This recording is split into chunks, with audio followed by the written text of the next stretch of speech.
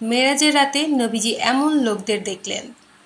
নবীজি সাল্লাল্লাহু আলাইহি সাল্লাম বলেন, আমি জিবরাইল আলাইহিস সালাম, মিকাইল আলাইহিস সালাম চলতে চলতে একটি রক্ত নদীর পাড়ে পৌঁছালাম। নদীর মাঝে এক লোক দাঁড়িয়ে আছে। তীরে দাঁড়িয়ে আছে আর একজন।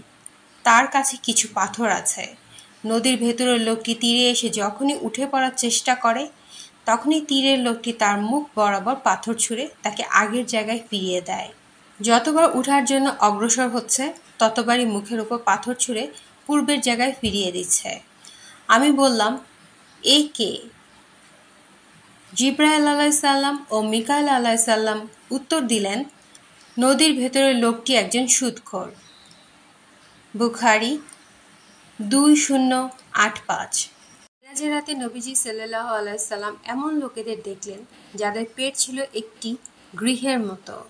পেটের ভেতরটা ভর্তি ছিল সাপে, যা বাইরে থেকেই দেখা যাচ্ছিল। প্রশ্ন করা হলে জিবরাইল আলাইহিস সালাম জানালেন, এরা সুদখোর। আহমদ 2353। রাসূল সাল্লাল্লাহু আলাইহি সাল্লাম সুদখোরকে, সুদদাতাকে, সুদের লেখককে, সাক্ষীকে অভিশাপ দিয়েছেন। তিনি বলেছেন, এরা সবাই সমান অপরাধী। মুসলিম 4177। আল্লাহ বলেন, আল্লাহ সুদকে নিশ্চিহ্ন করেন এবং সদকাকে বৃদ্ধি দেন। সূরা বাকারা আয়াত 276। যারা সুদ খায় তারা তার ন্যায়। কবর থেকে উঠবে যাকে শয়তান স্পর্শ করে পাগল বানিয়ে দেয়।